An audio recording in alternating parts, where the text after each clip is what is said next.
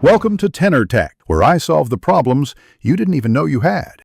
You start by obtaining your Shodan API key and confirming you have Python 3.8+ installed.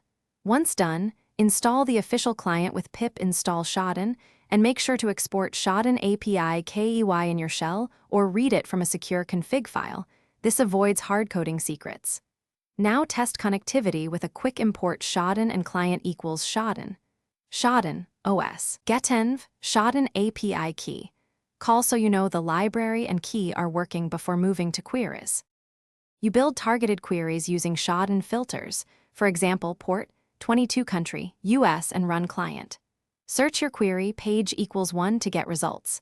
Then loop pages, increment page while results return and watch the rate limit. If you hit limits, implement exponential backoff and sleep. As you parse each match, extract IP SDR, port, org, OS, and the banner field to understand services.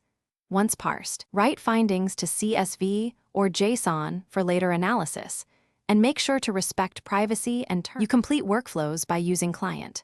Host, IP to retrieve full host context and client. Count, query, or facets to build dashboards and summaries.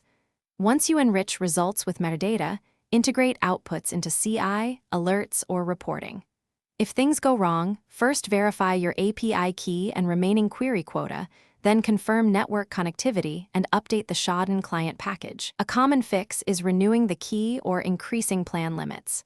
Finally, add retries and structured logging so issues are reproducible and fixable. Thanks for watching. Subscribe to keep your life in tune.